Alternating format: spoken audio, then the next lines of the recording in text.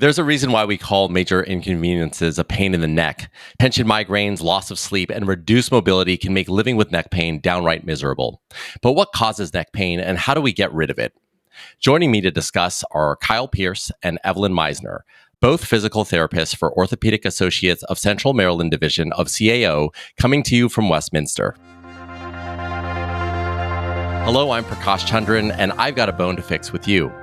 Kyle and Evelyn, thank you so much for joining us today. I really appreciate your time. We're talking about neck pain today, a topic I'm very familiar with through experience. Evelyn, I am curious, how common is neck pain in the patients that you see? We do see a lot of patients with neck pain. I would say it's not the most common issue that I see people for, but every single day I see someone with neck pain. My caseload's always, I've got a few people with neck pain. It's pretty common. Yeah. And Kyle, is that the same for you? Same patient load, just coming in with a hurt neck? Yes, I always feel like I have at least one or two people a day on my schedule, and it's a staple of what we treat here. Our Westminster office is no different than the rest of our offices at Orthopedic Associates of Central Maryland. We treat the whole body, but the neck is always going to be one of those main things. It's every day you're going to have at least one or two. Yeah. Well, that makes a lot of sense. You know, we live in a society now where there's just a lot of work at a desk. Maybe posture issues are just more common than they used to be. But Kyle, I'm curious, what are the most common causes of neck pain? Just like you said, one of the most common things is neck pain from sitting at a desk. We have many people in our practice who come in that have been working a desk job for the last 20 or 30 years, and that wears on you.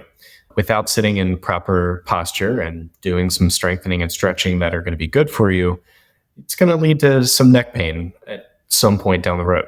Yeah. And Evelyn, I am curious, just from sitting in a chair or you're being in a chair for a long time, I'm curious as to how that contributes to neck pain, because I think for the most part, your neck is just pretty still. How would you explain that to someone that is curious about it? Sure. So, I'm a little self-conscious now because I'm sitting here seeing my shoulders raise up a little bit. And even when we're not moving, sometimes we get ourselves in a position where we just have this low tone. Your upper traps are just on, they're never fully relaxed. So that's one of the things that we see is people have these trigger points from just constantly having these muscles that are overactivated. Another thing that we see is this forward head posture. So if you're sitting at your desk, you're looking at your computer, and you slowly bring your head a little bit closer, that can be problematic too, because you end up lengthening the muscles in the front of your neck, and then they get really tight in the back. So that can cause headaches and pain. So one of the things we do in physical therapy is work to retrain that posture when you're sitting. We also help with setting yourself up ergonomically to the best of your advantage. And we teach people how to stretch the muscles that are tight and how to strengthen the muscles that are weak. Now, Kyle, Evelyn started to get into this already. She was starting to talk about retraining the posture. And I'm curious as to what that means. If someone's been at a desk for a long time, they come in and perhaps their head is a little bit more forward and they have this pain. Where do you start them? So I'm sitting over here listening to Evelyn, and we're our constant reminders as we work so closely together. If she sees me at the end of my day with my head forward and a little bit too close to that computer, we can remind each other. In a setting where you might work by yourself at home or in an office where you're not in an office full of physical therapists, you might have to set yourself a reminder on your phone, and that can be a really easy tool. Check your posture. Once you learn where good posture should be, with that head drawn back and the shoulders back a little bit, arms supported, do a 30 to 60 minute check throughout your day. If you set a reminder on your phone and you say, hey, I need to reset my posture, that's a good place to start with a lot of people once they learn where good posture is. One of the other tools we can do is really, like Evelyn said, strengthen those muscles that might be weak so it's easier throughout the day. That kind of thing is going to require more of a strengthening course of either physical therapy or home exercises where you're getting better muscle control, and it's going to be easier to adjust when you do reach that 8th hour of your day and you set that reminder on your phone. And it's like, I got to bring that head back. And over time, it becomes a little easier to just do it automatically. Yeah. And I also like to tell people that I see, you don't have to have 100% perfect posture all the time. I like to say, think about your best posture and then relax like 20%, because it's just not realistic to be sitting like this all day long, all the time. That's probably going to hurt too. So you just have to find that kind of happy medium. Now, Evelyn, we're talking about training the posture, and obviously that first starts with like understanding what good posture is. But let's say you're in pain and you come to physical therapy. I am curious as to how physical therapists can actually help correct that posture so you can then start training the habit. Yeah. So if you're coming to physical therapy and you're already in a lot of pain, our first priority is to get that pain under control. So that might look like very gentle stretching to begin with, some hands-on treatment where we'll do some massage, look at your mobility, and make sure that everything gets calmed down. And then, just like we're talking about now, we'll give you advice on ergonomically how to set yourself up for success. So make sure that your eyes are even with the top of your screen, so you're not having to look up or look down. You want to have a nice neutral position. You want to have your shoulders relaxed, your elbows at 90 degrees, your feet touching the floor, and your hips and your knees at 90 degrees too. And then aside from those, the basics, we're going to teach you exercises that are pretty simple that you can do throughout your day that do help strengthen those postural stabilizing muscles. Maybe some shoulder blade squeezes. We do a lot of working on strengthening the upper back and the arms because that also plays a role in neck pain. Yeah. Now, I've been told once that your body needs to work with gravity, right? And your body is a stack. And that is why it's so important to keep those shoulders back, that neck back, because the gravity force is pushing downwards. And even as you said, Evelyn, the feet need to be on the floor. Kyle, is that how you like to tell your patients how they should be thinking about it and why enforcing posture while they're sitting down is so important? Yeah, definitely. So once we get out of that stacked position and our head is positioned in front of the rest of our body, we're holding up a 10-pound bowling ball in front of our body. And these upper trap muscles that lead up to the sides of our neck and our head that help control side to side motion then become muscles that help hold up something. They really then get overworked. And that's where a lot of our hands-on techniques will come into play to at least loosen those to start out.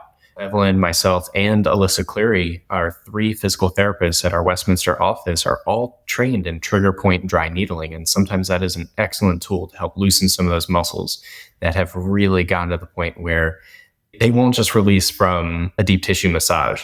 But once we loosen those muscles, it's then going to be their job to keep that head stacked on top of their body, like you mentioned, so that they don't flare up in the future. Because patients are always asking, am I going to need this forever? Not once you are in the routine and in the habit of keeping yourself with that head stacked on top of the shoulders, as you put it.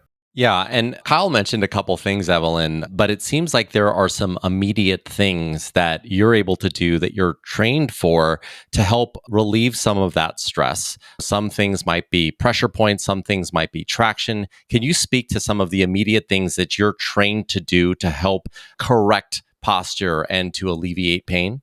I mean, like I was saying before, the first things we're going to do are going to teach you ergonomics. We're going to teach you stretching. And then the hands-on treatment, so the soft tissue mobilization that Kyle touched on a little bit too. So we're trying to decrease some of the tone and the tightness in these muscles. And then sometimes we'll do traction. We also have electrical stimulation. There are a lot of things that we can do to just calm the system down. And then Kyle also talked about the trigger point dry needling. Sometimes that's a thing that we need to offer to people to really get things to finally get better. But oftentimes we don't need to go that far. Yeah, it's interesting. There's a toolbox of techniques I'm hearing that you have, but every person has a unique set of circumstances, right? And maybe even like a unique work environment that they're working in that is contributing to this. So, Kyle, I'd love for you to maybe talk about, as people are in their offices all day or in their work environment, how can they start to think about proactively avoiding pain? So sometimes proactively avoiding pain is doing the preparation, making sure you're getting good night's rest and hydration level. All of that's important for daily living.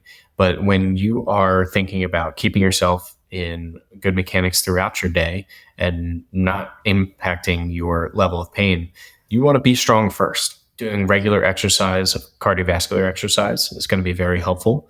I like to recommend yoga as a form of exercise. If you've ever been in a yoga class where they talk about drawing the crown of your head towards the ceiling, it's automatically putting yourself in better posture. So actively being in an exercise program is one of those preemptive things. We need to keep our body tuned up so it can tolerate daily living. But other things I've thought about as we're walking through this is making sure that ergonomic setup that Evelyn has mentioned a couple of times, maybe our chair's not right.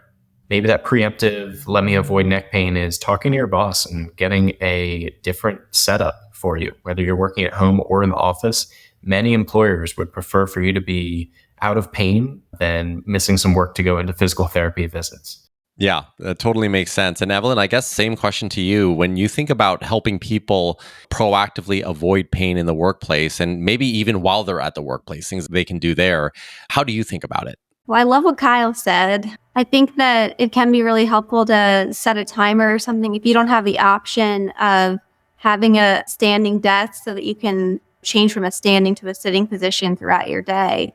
It can help to set a reminder for yourself on your phone. Just get up every 30 minutes, walk around, even if it's just for 30 seconds, it'll make a difference. And then not even just in the workplace, but sometimes it's something as simple as just changing your pillow. Sometimes people are sleeping on a pillow that isn't helping them. You want to try to keep your head in a neutral alignment. You don't want to be tilting forward, backwards, be side bent to either direction too much. You want to keep a neutral position. So your pillow can really make a difference for that too.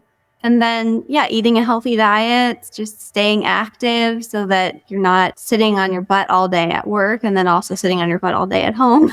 Yeah, it's so funny that you mentioned the pillow, Evelyn, because I didn't even think about this, but obviously where we spend half our time is sleeping. And when I look at my wife's pillow, for example, it's like a massive lump and her head is tilted forward. And if she's sleeping with her back to the mattress, well, then her head is like pushed and trained to be forward, which I didn't even realize is a strong contributor to probably getting neck pain. Yeah, it's the same thing. Sometimes we go home and we sit down on our couch and it's like really soft and cushy and you think you're so comfortable, but you might only actually be comfortable for 10 minutes because it's doing nothing to support you. And then you get yourself in this position where your head's just forward bent like that. It causes problems. Let alone our teenagers who spend most of their time in their phone, or even all of us now at this point in time. Their phone is attached to our hip, literally and figuratively in some cases, but having that head down, that's another activity that's going to encourage us to have that kind of bend forward posture and putting a lot of pressure and stress at the base of that neck, that what we call CT junction, the spot between your cervical spine and your thoracic spine. Yeah, it's crazy. Like the society we live in today is just, it trains us so much to just like lean forward, tilt our head down. We're looking at a laptop, we're looking at our phone. And over time, your body just gets trained and then that stack is misaligned. And I'd never thought about the bowling ball analogy, but you have this now, your head is like weighted forward and pulling your whole body down. So it does have this chain reaction. As we start to wrap up, I'd like to ask this of both of you, but Kyle, let's start with you. You've seen lots of people with neck pain. You probably have noticed some patterns. What's one thing that you want to leave with our audience that might help them or you might want them to take away from this conversation? So one thing I would love to leave people with is that sometimes you need help. Just doing all the things you can do of doing a little bit of self-massage, self-stretching, it can get you only so far. Sometimes you need a helping hand to get you to the point where it's going to be manageable long-term. And then it's going to require maintenance, not necessarily coming into physical therapy once a year for maintenance, but reminding yourself what those things that Kyle and Evelyn told you you should be doing regularly. But don't be afraid to ask for help from your primary care doctor, your orthopedist. Come out and see us and we'll help you get there. Awesome. And Evelyn, I'll let you have the last word. Yeah, and I would also say one of the things that's great about the Centers for Advanced Orthopedics is that we also have doctors that we're attached to that we can communicate with very easily. So you can go see one of our orthopedic docs and see what they say, and they might send you to physical therapy. So we really work together as a team. And like Kyle was saying, if you try some of these things you look up on the internet, you try to fix your posture, you get a standing desk, you're using a good ergonomic setup, and you're still not feeling good, don't hesitate to come see us, because sometimes it just takes a session or two to get you back on your feet or sitting comfortably. Well, I think that is amazing advice. Thank you both so much for your time. You're welcome. Thanks for having us.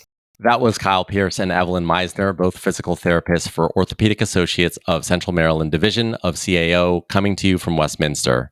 For more information about OACM physical therapy for conservative care, or to make an appointment at one of our 8 convenient locations, you can visit mdbonedocs.com. If you found this podcast to be helpful, please share it on your social channels and be sure to check out the entire podcast library for topics of interest to you. That's all for today. I'm Prakash Chandran, and that was a bone that's fixed.